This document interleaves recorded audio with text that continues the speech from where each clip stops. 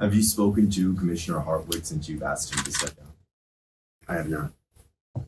Why did you ask him to step down? You know, in my comments, I shared about my connection to people in recovery. Even, you know, I've been connected to people who have had relapses in their recovery journey. I take that very seriously, and I'm committed to aiding Commissioner Hartwick in whatever capacity he would request in his commitment to recovery. At the same time, I'm aware that sitting in this seat is a great responsibility, and I'm aware of the work ahead of us here in Dauphin County. And for that reason, there needs to be accountability. Do you know if he's in rehab at the moment? I do not. So what do you think him not showing up today to the meeting kind of says to the people of Dauphin County, or what does that indicate to you, really? I hope it indicates that he's getting the help he needs. That's what I hope. When you spoke with him after last Wednesday, or rather, did you speak with him? I did not speak with him after the meeting. Not at all? No. You haven't talked to him since the meeting? No. Why is that? He hasn't reached out to me. So he's had no contact with any, not Mr. Priest, not you, not anyone else within the county leadership here? I'm only capable of speaking for myself. What would you say? You got Patty Kim, other lawmakers in Dauphin County have also commented about this. Obviously, they didn't go to the level that you did, calling for his resignation here. But assuming you've seen their statement here, what do you have to say about their response to what's been happening here over the past week? Look, I appreciate the reps and the senator, and they have their response to this matter, and I have my response. Certainly, I'm in some ways closer to this situation, being a county commissioner, and I think they've responded the way they responded. I don't want to be in judgment of that. You spoke briefly at the meeting about expediting a review of certain county policies. Yeah. Can you kind of tell me what that means and what that entails? Basically, as we're in the midst of investigation, an AG's investigation, but then a concurrent kind of HR investigation, we're aware of some policies that did not serve us well and need to be reconsidered. I do want to emphasize that this was an extremely unprecedented event. It's not something that I think anyone could have planned for.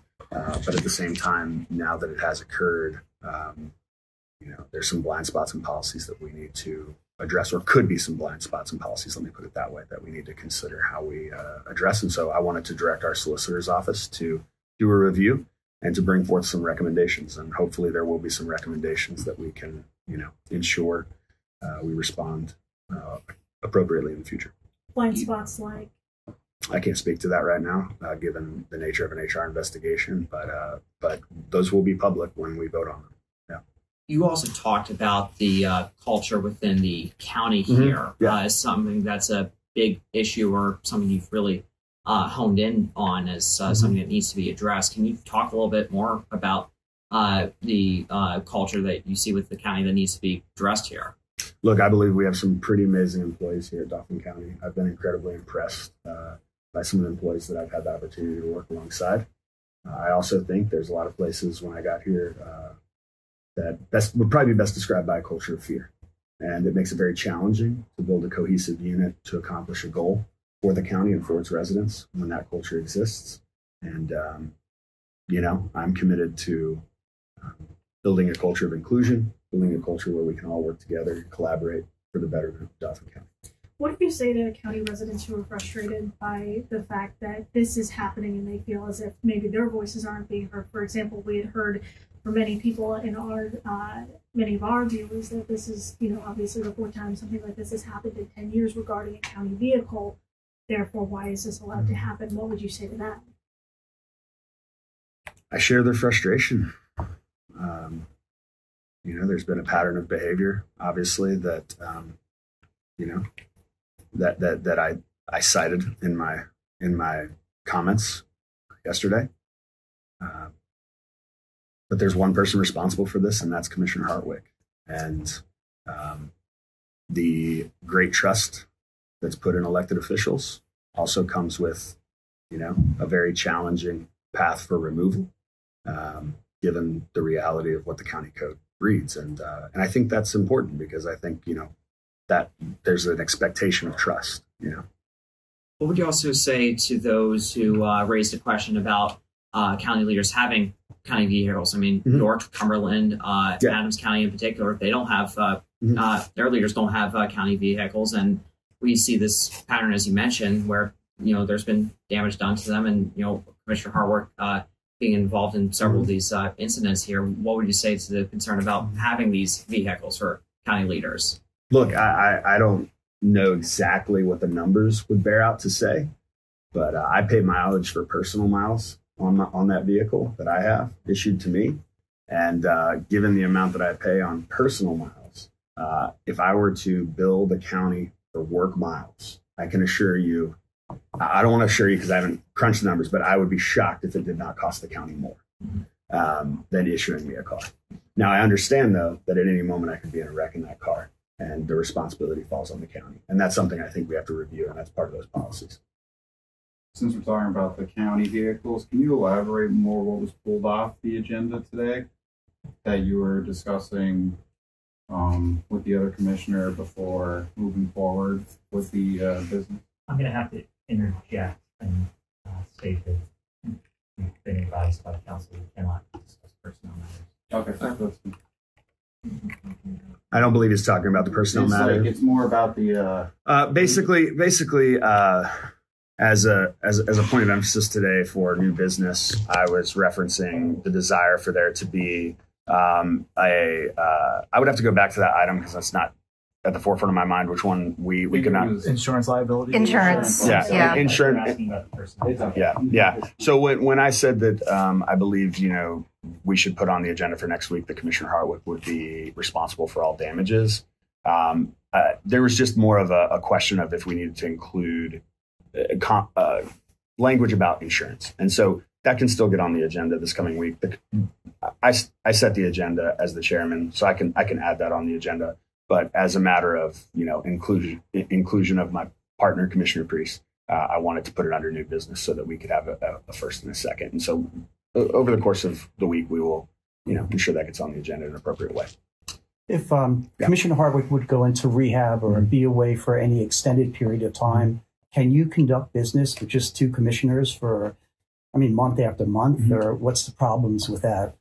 2 is a quorum, so we can. Can you talk a little bit about the, you've obviously called for Hartwick's resignation. Should he not resign here, what kind of problem does that present for the General Assembly? When would the General Assembly have to get involved about impeachment?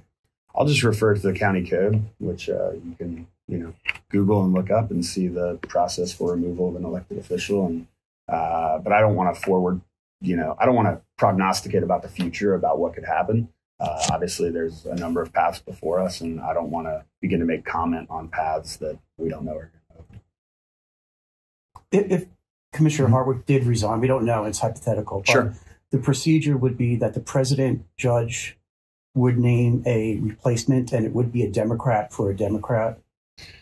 That's my understanding. I don't know if it's the president judge alone or if the judges together, confer a review committee of some kind. But it's my understanding that, yes, the president judge. And that would be Judge Lewis. It would be. Or Judge Evans. Judge Evans, yes. Is there anything else you wanted to say?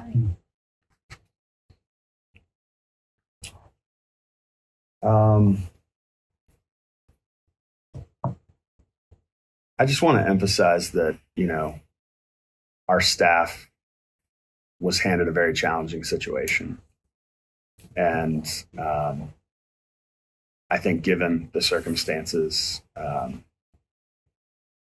responded in a way that, I expressed today in my commissioner comments that I'm proud of. And ultimately, it's just really sad. It's just really sad that we're going through this as Dauphin County, and that our staff are going through this, and that it has to be aired out in a public way like this. I take no pleasure in in this being our reality, it's really just, I continue to, think about Commissioner Hartwick every day, think about him and his family and his road to recovery. And like I said earlier, I'm committed to that. I do want to say one quick thing.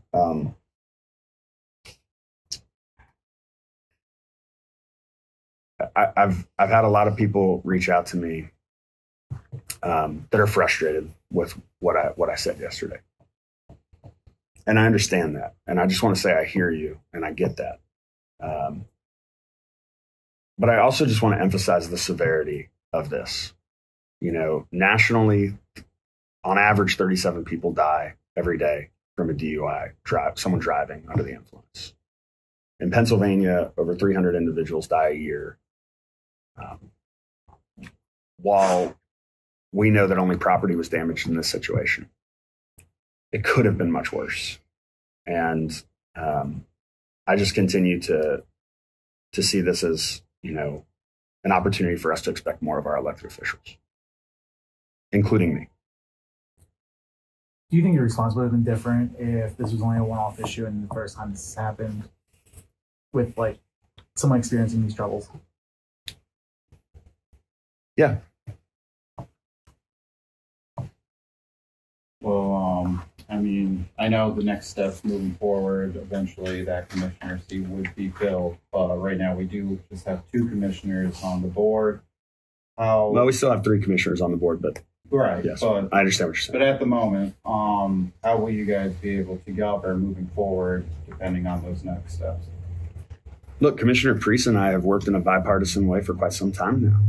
I think I've appreciated Commissioner Priest's ability to work across the aisle for us to govern together already previous to this incident. And, he has priorities, I have priorities, but we always find a way to compromise. And I intend to continue to operate in such a manner moving forward. And I'm hopeful that we can continue to work to the good of our constituents and to our employees here, even amid the challenge of, however long it might be of a 2-person board. And then I just have 2 more questions. It's more so about the risk management position. There was a motion to terminate the risk management position. Why? Can you clarify that and why that is? Due to the ongoing HR investigation, I can't comment.